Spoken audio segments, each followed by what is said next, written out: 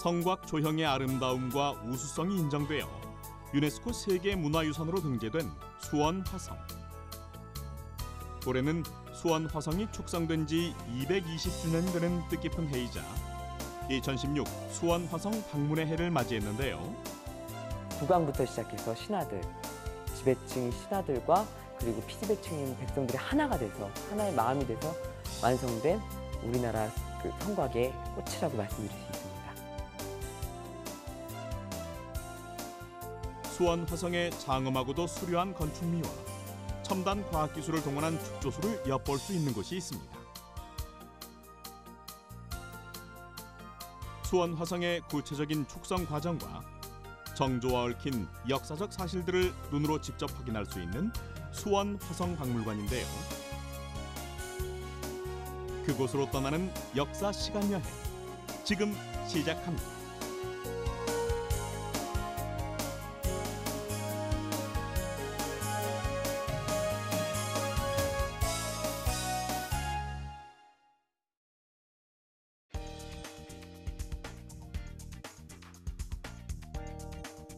수원 화성은 성곽 문화의 백미, 군사 건축물의 모범으로 손꼽힙니다.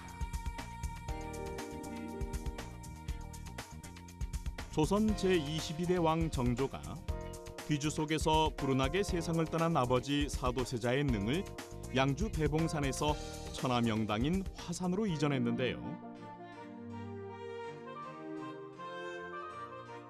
그 뒤 인근 백성들을 팔달산 아래로 옮기면서 수원 화성을 축성한 거죠.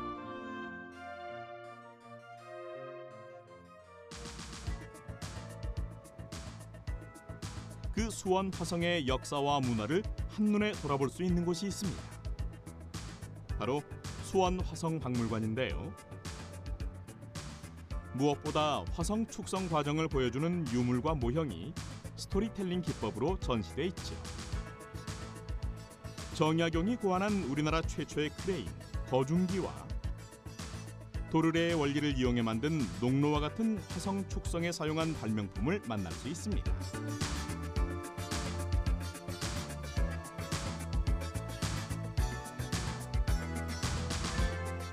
자, 지금부터 박물관 내부로 들어가 볼까요?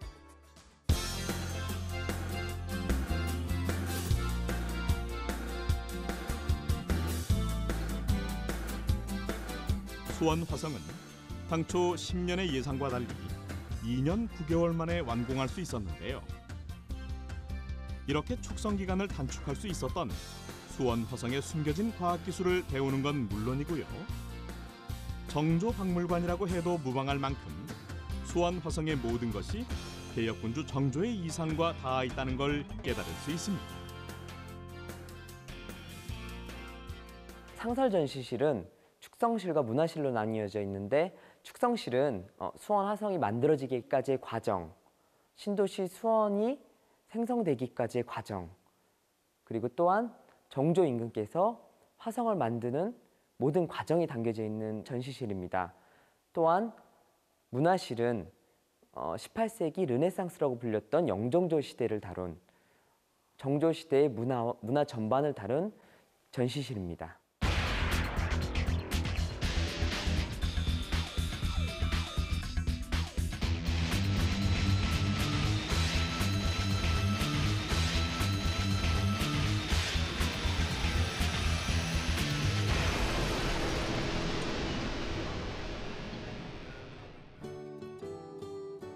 세계문화유산 화성은 둘레 5.7km에 달하는 성곽과 부속 건물, 도시 기반 시설과 생산 기반 시설을 총망라한 계획도시인데요. 조선 왕조의 성곽 건축 사업으로 가장 큰 규모였죠. 박물관 안에 들어가면 입구에 커다란 수원 화성의 모형이 있는데요.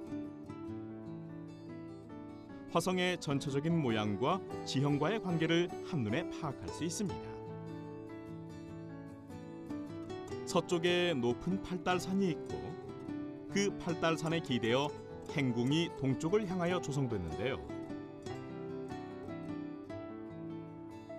평지에서의 성벽은 높은 지대를 따라 쌓느라 동북쪽이 돌출된 형태로 지어졌다는 걸 알 수 있습니다.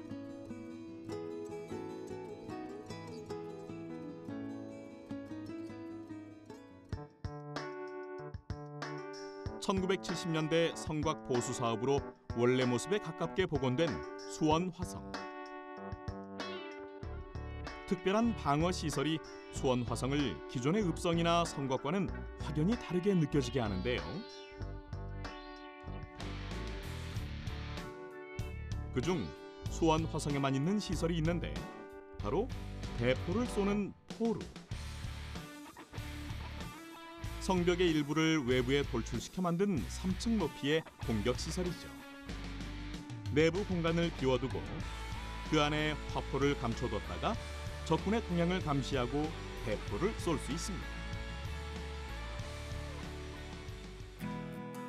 아랫부분의 3에서 6단은 다듬은 화강암을 쌓고 그 윗부분은 벽돌로 쌓았으며 맨 위의 건물은 나무로 만들었는데요.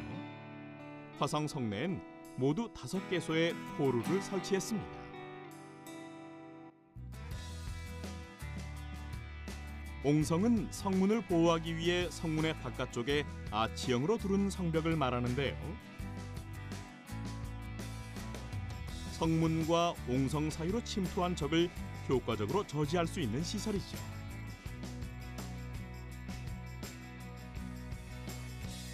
여장은 벽 위에 담장을 말하는데 하나의 여장엔 각도가 다르게 총을 쏘는 구멍이 뚫려 있습니다. 여장의 좌우는 각을 만들어 측면의 적을 공격할 수 있도록 만들어졌죠.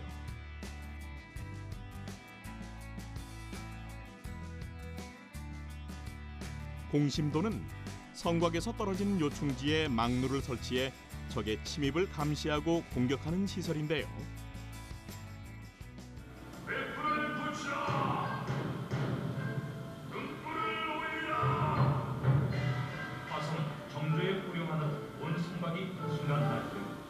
전체 3,700여 명의 인원이 참가하여 화성 성안에 있는 집집마다 벽돌을 밝혀 훈련에 동참하였습니다.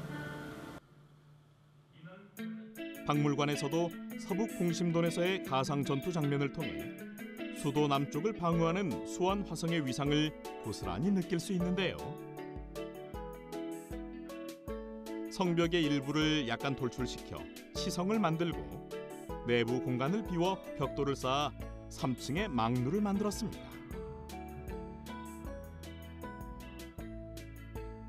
이 같은 벽돌 건축물은 수원 화성에서 주로 만들어졌는데요. 석축의 경우 화포 공격 시 한 번에 무너지지만 벽돌로 지었을 경우 맞은 곳만 구멍이 뚫려 피해를 최소화할 수 있기 때문이죠. 석재만큼 정말 튼튼한 것이 없기 때문에 모든 대부분의 기본적이고 중요한 것은 석재로 하고, 그리고 또한 장안문의 옹성, 그리고 공심돈의 위쪽 부분, 그리고 또한 이제 그 봉도원 같은 경우에는 전부 벽돌로만 만들었거든요. 벽돌의 장점이 빠른 시간에 대량 생산할 수 있기 때문에 여러 가지 의미에서 벽돌로 많이 사용을 합니다. 당시 수원 화성의 모습을 고증하는 데 중요한 역할을 하는 책이 있는데요. 바로 2007년 세계 기록문화유산으로 지정된 화성 성역의궤. 화성 축성 공사의 모든 과정을 자세히 기록한 책이죠.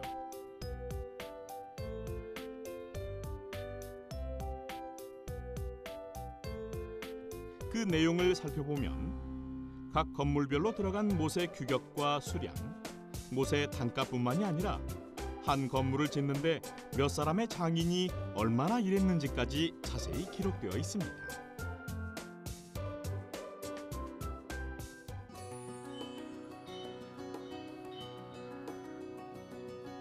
화성 성역에 있어서 주목할 점이 있죠. 축성 작업의 능률을 올리기 위해서 360도 회전이 가능한 수레인 유형거와 같은 새로운 기구들을 제작했다는 사실인데요. 공사기간 단축은 물론이고 비용 절약에도 큰 보탬이 됐습니다.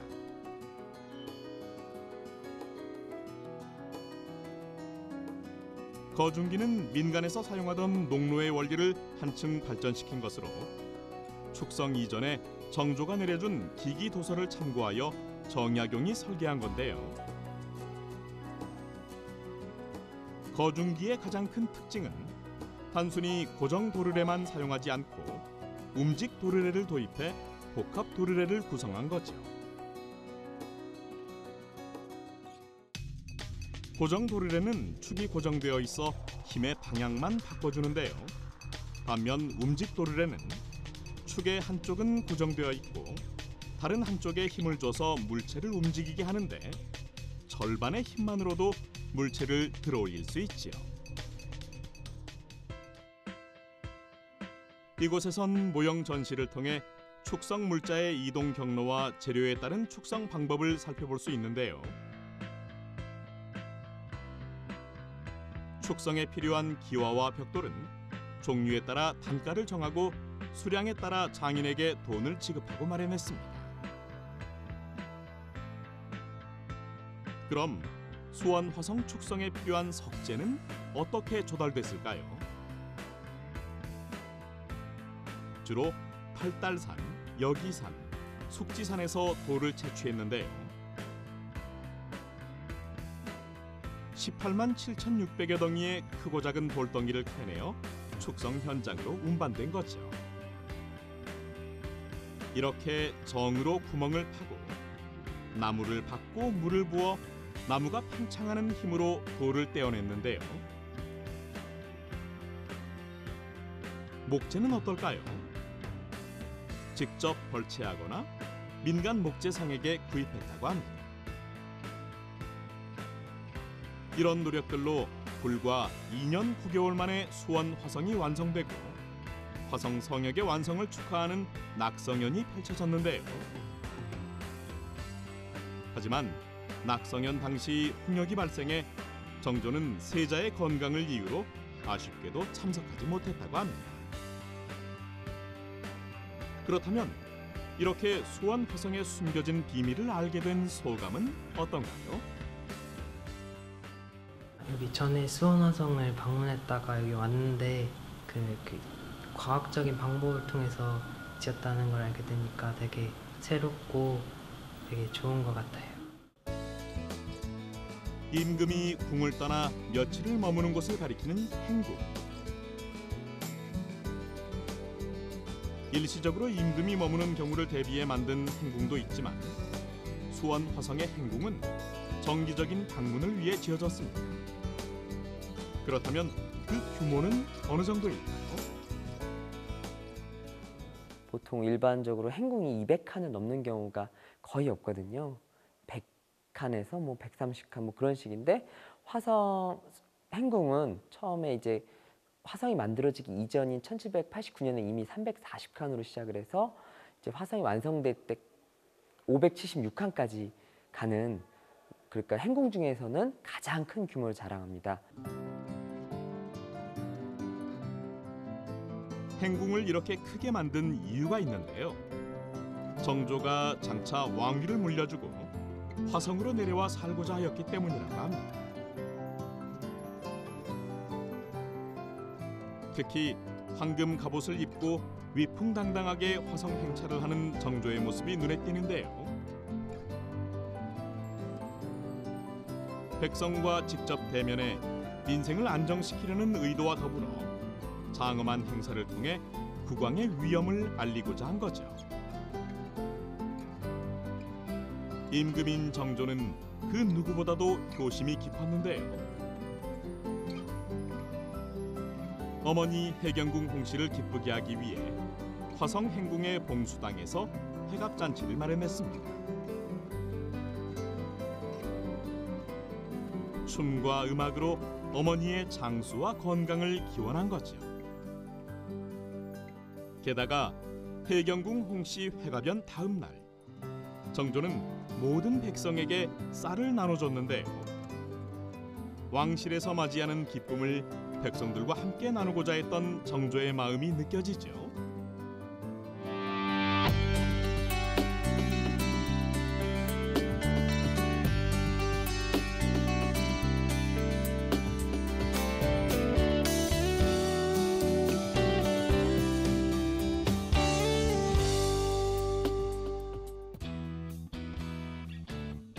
정조는 신도시 수원을 자급자족이 가능한 도시로 만들기 위해 황무지를 개간한 구경농장, 군전을 뒀는데요.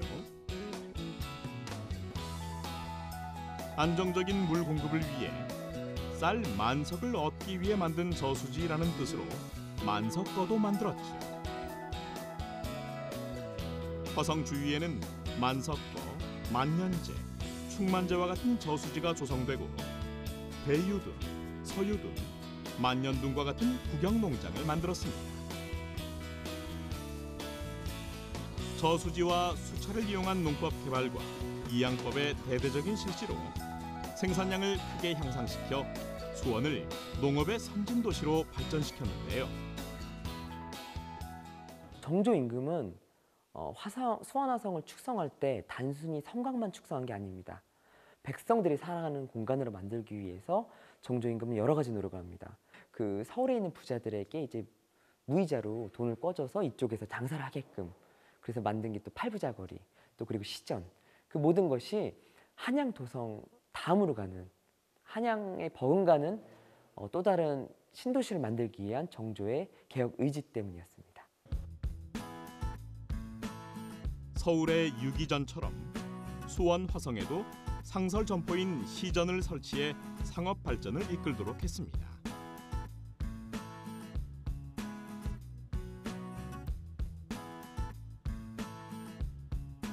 시전 상인들의 권한을 없애고 일반 백성의 상업 행위를 허용하는 데 특단을 내려준 건데요. 당연히 경제는 빠르게 발전하게 되었죠. 박물관을 둘러보니까 우리 선조들의 지혜가 얼마나 놀라운지 알았어요. 이곳은 정조의 친위 부대이자 군사 개혁의 핵심이었던 장용영에 대해 보여주는 공간인데요.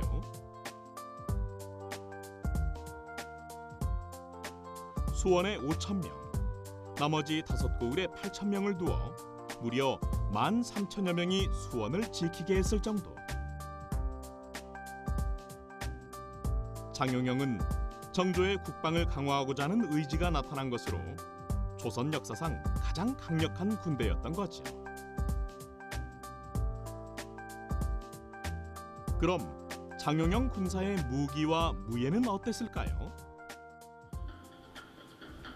크게 창, 도검, 맨손무예, 마상무예로 나뉘는데요.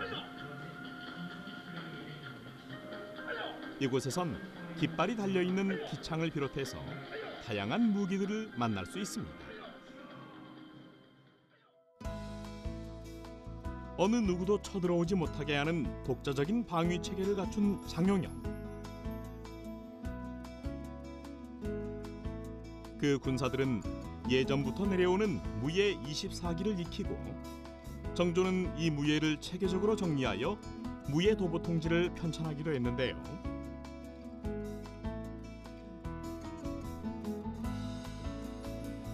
수원 화성엔 조선 후기 무기 발달에 따른 최신식 무기를 집중 배치했습니다. 장거리 발사를 위해 농로를 사용하여 보다 강력하게 활시위를 당기는 농로노,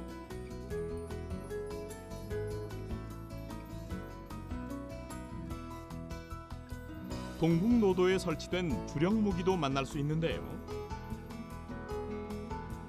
16세기 초에 중국에 도입된 유럽식 대포, 불랑기포. 수원 화성에선 3곳의 공심돈에 불랑기포를 설치해 외적을 방어하게 했습니다.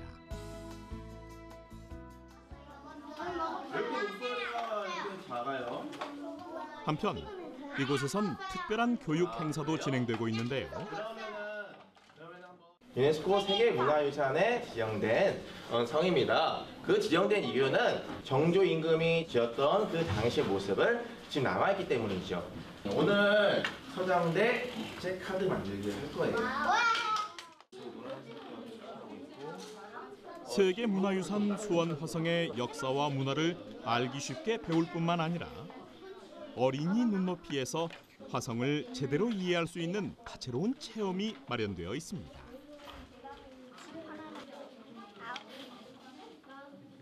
적어보세요. 그대로 적어보세요. 아까 잘했어요. 그래, 맞춰서 아까 그렇지 누르면서 이렇게 직접 손으로 만들어 볼 수 있는 체험은 자, 다른 아이들에게 색도. 인기 만점이죠. 다른 색은 그 다음 색깔 어떤 색깔? 또 이곳은 어린이를 위한 상설 체험 공간. 수원 화성의 군사 시설 중 하나로 낮엔 연기를, 밤엔 횃불을 피워 올려 나라의 위급한 상황을 알리는 역할을 했던 봉돈을 만나는 건 물론이고요.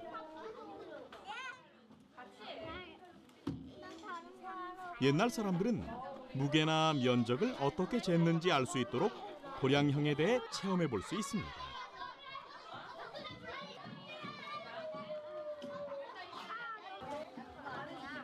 게다가 수원 화성의 정문이죠. 장안문 성벽을 이렇게 직접 쌓아볼 수 있죠.